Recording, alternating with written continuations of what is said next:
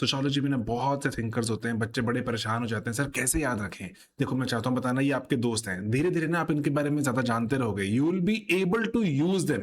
मैं मिसयूज़ नहीं बोल रहा, इनका ना कुछ हमें ऐसे फ़ायदा तो मिले, अगर हमारे ये दोस्त बन भी गए हैं, फ्रेंड्स बन भी गए हैं, तो कैसे इसका फ़ायदा लें हम, मैं आपको चाहता हूँ आज बताना, ठीक है? तो ना यहाँ पर जो सबसे पहली बात तो है कि ना इतने सारे नाम दिखते हैं, रैंडमली दिखते हैं, रैंडम नहीं है ये, रैंडम नहीं है, मैं आपको वही चाहता हूँ बताना। जैसे देखो, एक शुरुआत करते हैं जैसे यहाँ पर कि ना कि एक थिंकर के साथ ना एक कीवर्ड दिमाग में डालो। जैसे मार्क्स दिखे तो कॉन्फ्लिक्ट दिमाग में, कि ना कि मार्क्स को लग रहा था कि लेट्स से लोग आपस में लड़ झगड़ रहे हैं, कि अमीर गरीब में जो भेदभाव है उससे समाज कभी एक साथ इकट्ठे नहीं हो पाएगा। लेकिन डकहाइम था, डकहाइम आता है कहते हैं जिनसे समाज एकदम बिल्कुल इकट्ठा जुड़ा हुआ है, सॉलिडारिटी है। तो ना एक एक थिंकर के साथ आप ना कीवर्ड्स दिमाग में डालते रहो, ऑटोमेटिकली आपको ना जो मैं आपको दिखाऊंगा कैसे कॉन्टेक्स्ट हम बिल्ड कर सकते हैं कि आपका आंसर हॉलिस्टिक दिखता है, कि ना थिंकर आर्बिट्ररी नहीं लगते, कि ऐसा नहीं लगता कि आपने जबरदस्ती वहां पर थिंकर को जबरदस्ती वहां पे जो चिपका दिया, घुसेड़ दिया। नो नो नो, प्रॉपर लगेगा भाई, प्रॉपर। सोशियोलॉजी में ना लोगों ने समझा है समाज को, तो समाज के जो समझने के अलग अलग ये नजरिए हैं, ये पर्सपेक्टिव है, इन्हीं पर्सपेक्टिव्स को हमने जानना है कि जो मार्क्स ने कैसे देखा समाज को, डरखाइम में कैसे समाज दिखता था, हमें वही समझना है। देन अगर ना वेबर आता है, वेबर बोलता है कि सर जैसे ना इसके पहले तक ना, वेबर के पहले कहते थे कि ना कि क्यों इंटरनल साइड के बारे में बात कर रही, अगर इतने सारे दुनिया में करोड़ों लोग हैं, सबकी इंटरनल साइड जानने लग गए, कैसे बनेगी थ्योरी? वेबर बोलता है कि सर इंसान है, सर इंसान के भीतर इमोशंस होते हैं, कोई इंटरनल मीनिंग होता है। किसी को अगर आप सेम सेट ऑफ इन्वायरमेंट में देखते हो, परिवार में देखते हो, 5 लोग हैं परिवार में, 5 बच्चे हैं, पांचों के एम्स बिल्कुल सेम नहीं होते। किसी को आईएएस बनना है, किसी को डॉक्टर बनना हो सकता है, किसी को हो सकता है कि कोई बैंक का एम्प्लॉय बनना हो, किसी को एक्टर बनना हो, है ना? अलग अलग कहता है, ऐसे कैसे हो सकता है? अगर सब पे समाज सेम काम करता तो सभी का सपना सेम होना चाहिए था, ये सभी का सपना सेम क्यों नहीं है? इनसाइड अपने इंटरनल मीनिंग दे रहा है इंसान, तो मीनिंग है ना, इनर जो फीलिंग्स की बात जरूर दिमाग में लेकर आए जब वेबर की बात है। देन मर्टन, मर्टन कहता है कि सर ठीक है, हर चीज जो इसके पहले वाले लोग आए उन्होंने कहा कि हर चीज का एक फंक्शन होता है, हर चीज का कोई ना कोई यूज होता है, तो ही समाज उसको समेट कर संभाल के रखता है, अदरवाइज यूज नहीं होगा, समाज भुला देगा उस चीज को। मर्टन कहता है सर डिसफंक्शन भी हो सकता है ना, कभी कभी किसी चीज का डिसफंक्शन, जैसे रिलीजन की बात करें, कभी कभी दंगे फसाद करवा देता है, तो हर वक्त ही बोले वो सॉलिडारिटी लेकर आ रहे लोगों को जोड़ रहा है, नहीं सर वो समाज को तोड़ भी सकता है, डिसफंक्शनल भी हो जाता है। तो इसलिए डिसफंक्शन नॉन फंक्शन की बात लेकर आए, फंक्शनल कि हर चीज ही फंक्शनल है, इसके आइडिया को एक्सपैंड किया। देन यहां पर ना मीड आते हैं, मीड बोलते हैं सर सेल्फ का कॉन्सेप्शन, कि मैं खुद को देखता कैसे हूं। मीड यहाँ पे यूज करते हैं आइडिया कि जब मैं मान लीजिए कि वो कूले का आइडिया यूज करते हैं कि अगर मैं खुद को आईने में देखता हूं तो मैं आईने में खुद को नहीं देख रहा, मैं देख रहा हूं कि समाज मुझे कैसे देख रहा होगा इस आईने के थ्रू। अगर मेरा पेपर क्रैक हो जाता है तो मुझे आईने में दिखता है अरे भाई टॉपर इंसान खड़ा है कोई, मेरा पेपर फेल हो जाता है, मैं पेपर में फेल हो जाता हूं, मुझे लगता है अरे सब ये देखो इसको लूजर कहेंगे, है ना? तो ये सेल्फ को देखने का नजरिया वो कहता है, इसीलिए बोलता है कि ना कि जो अगर मीड की अगर कोई बात और याद रखनी है तो वो है नॉन डुअलिज्म, है ना? नॉन डुअलिज्म किसका? वो कहते हैं फिर बच्चे छोटे होते हैं और छोटा दिमाग है, छोटी कैपेसिटी है दिमाग की, धीरे धीरे दिमाग बढ़ेगा, ज्यादा बातें समझ सकते हैं, उनके भीतर एक थॉट चलना शुरू होगा। तो इसीलिए बोलते हैं कि जो दिमाग मतलब हमारी बायोलॉजिकल कैपेसिटी बढ़ती है, उससे बढ़ जाता है हमारे जो जो ब्रेन के साथ साथ बढ़ता है हमारे सोचने की शक्ति, उससे हम सोच पाते हैं कि मैं कौन हूं, मैं मेरे को समाज कैसे देखता है, तो जैसे ही समाज कैसे देखता है तो मुझे सोसाइटी का आइडिया हो रहा है। तो इसलिए बोलते हैं कि जो मेरी बायोलॉजिकल कैपेसिटी माइंड है ना, उससे जुड़ा हुआ सेल्फ, उससे जुड़ा हुआ मेरा सोसाइटी, है ना, ये सब 3-4 चीजें इकट्ठी चलती हैं, माइंड बॉडी सेल्फ सोसाइटी जुड़ी हुई है। एंड देन श्रीनिवास को अगर याद रखने मान लो तो संस्कृताइजेशन, जैसे समझा जाता था कि कास्ट में जो आपको कास्ट मिल जाती है आप उसको कभी भी नहीं हटा सकते।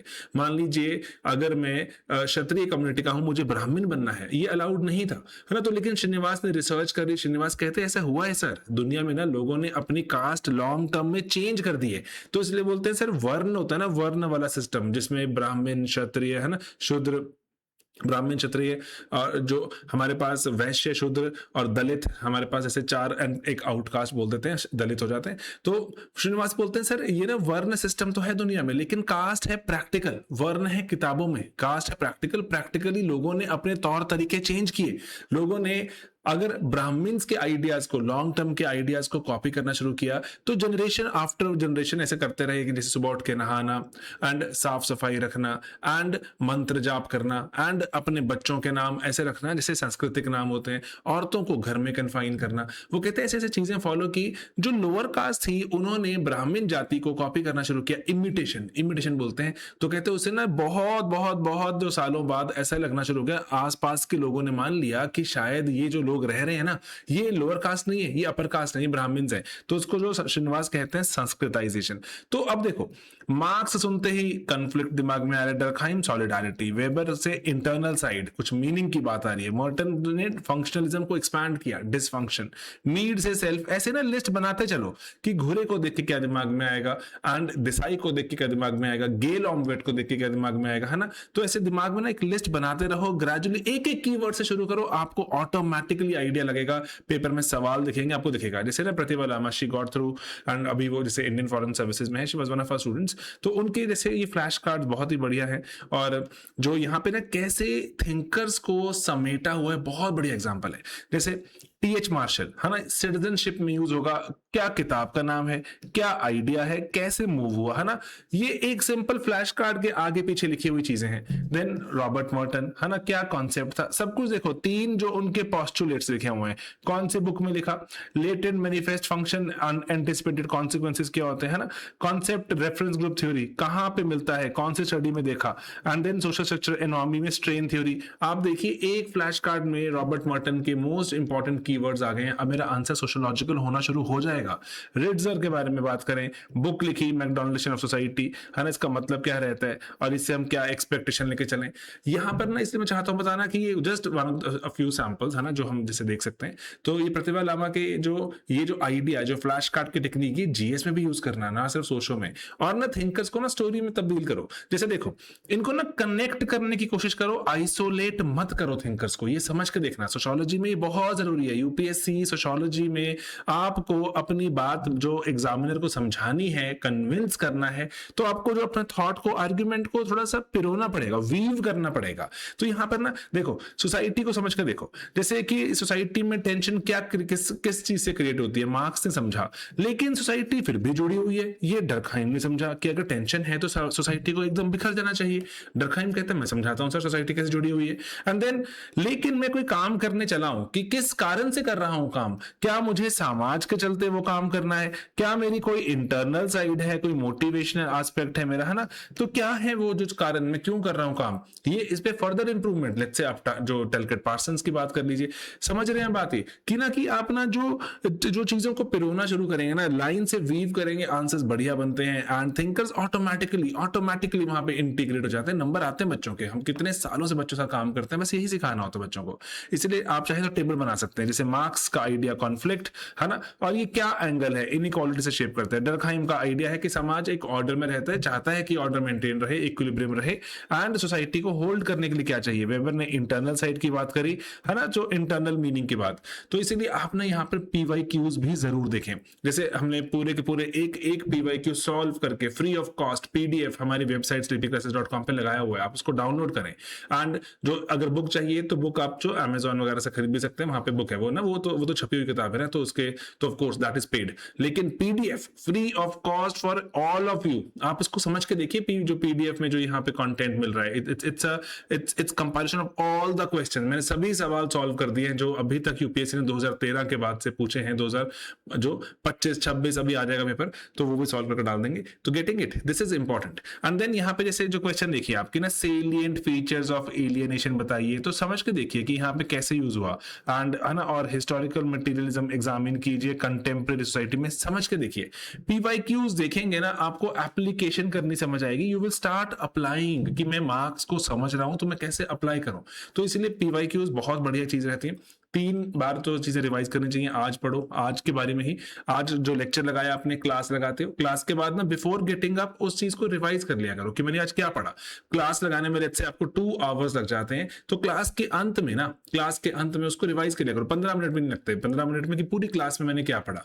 एंड देन उसके बाद जब कल फिर से पढ़ने बैठोगे, फिर से एक बार शुरुआत में पढ़ लेना चाहिए कि मैंने येस्टरडे क्या पढ़ा था। अब 5 मिनट लगेंगे एंड कीवर्ड्स दिखेंगे, कीवर्ड्स को नोटिस कर लेना, ऐसे आपके कीवर्ड्स की कंपाइलेशन बन जाएगी। तो ये काम करते रहोगे तो थोड़ा सा कामयाबी की तरफ बढ़ते रहोगे। क्योंकि सिर्फ पढ़ना नहीं है, समझना थोड़ी ना, सिर्फ हमने उसको यूज भी तो करना है, रिकॉल भी तो करना है। तो ये रिकॉल की टेक्निक रखना, इसीलिए पीवाईक्यूज को यूज करो, खुद के नोट्स बनाओ, बहुत जरूरी है। मैं हर एक बैच में बच्चों को ये पक्का बोलता हूं कि नोट्स खुद के जरूर बनाओ। मैं आपको सप्लाई कर रहा हूं, मैं आपको रट्टाफिकेशन शीट भी देता हूं कि कैसे याद करना है, लेकिन खुद के नोट्स बनाओगे ना तो खुद की लिखाई में लिखा होगा, वो अलग असर है उसका, है ना। रिवाइज करते रहना, आंसर लिखोगे तो ही पता चलेगा कि मुझे कुछ समझ आ भी रहा है कि नहीं। जैसे मान लीजिए मैंने पढ़ बहुत लिया, लेकिन यहाँ क्वेश्चन आ गया व्हाट इज हिस्टोरिकल मटेरियलिज्म, आराम से बता दोगे।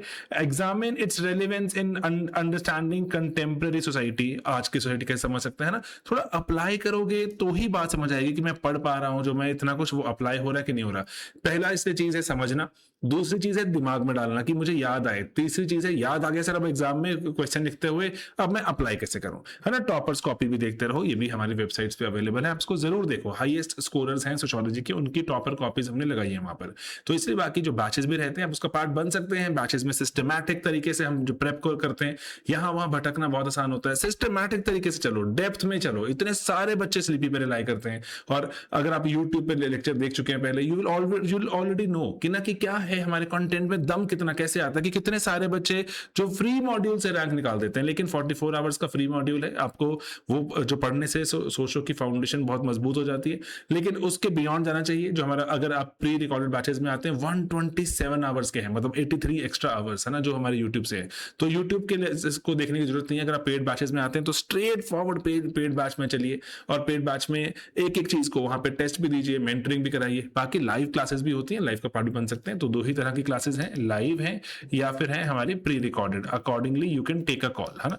लाइव में आप घर बैठे ऑनलाइन भी कर सकते हैं, ऑफिस हमारा सेंटर चंडीगढ़ में है, ऑफलाइन भी आ सकते हैं। प्री रिकॉर्डेड में सिर्फ कंटेंट है, कंटेंट के साथ इवैल्यूएशन भी है, कंटेंट इवैल्यूएशन मेंटरशिप, 3 तरह के बैचेस रहते हैं।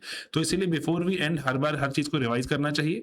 मैं आपको अगेन चाहता हूं बताना, वन वर्ड विद एवरीथिंग कर, ये एसोसिएट करना शुरू करो, दिमाग बहुत तेज चलना शुरू हो जाएगा। शॉर्ट नोट्स में ना इसलिए आपका मन करता है सब कुछ लिख दो, नो नो नो, पहले एक बार सिंपल कीवर्ड से शुरू करो। जैसे ये प्रतिभा लामा के हैं जो आप ये देखिए फ्लैश कार्ड्स, ब्रिलियंट, ब्यूटीफुल, बहुत बढ़िया। तो इसीलिए अब इनको आपने कुछ कुछ याद करना शुरू किया, now start weaving them together, कि कॉन्फ्लिक्ट है कि, और उसको जोड़ कौन रहा है, इंटरनल साइड की बात कैसे हुई, now start imagining them together. तो इसलिए वन कीवर्ड एंड आइडिया को लिखते रहोगे, बहुत रैपिडली यू विल सी कि सब जुड़े हुए हैं, कि सब एक दूसरे के ही बात के को अलग अलग पहलू बता रहे हैं। ठीक है, पीवाईक्यूज देखिए और रिवीजन का प्लान बनाइए। इसलिए PYQs, self notes, revision, answer लिखेंगे, पता चलेगा कि कितना मुझे समझ आया है। टॉपर्स कॉपी से समझिए, बाकी बैचेस में तो कहानी हमारी जो डिटेल में चलती ही है, एंड बहुत बच्चे रिलाई करते हैं एंड रैंक निकालते हैं। सोशियोलॉजी एक ऐसा ऑप्शनल है जो टचवुड, बहुत ज्यादा टचवुड हमें रिवॉर्ड करता है, एंड कंट्रोलेबल है, बहुत ज्यादा टाइम स्पेयर कर देता है जीएस में लगाने के लिए। तो इसका फायदा उठाएं दोस्तों। मिलेंगे दोस्तों अगले लेक्चर में, और कोई किसी भी तरह का कोई सवाल हो, किसी चीज पे जानना चाहते हो तो मुझे पक्का बताना, I will make a video, and I sincerely wish you all the best. Socio scoring, let's make the most of it.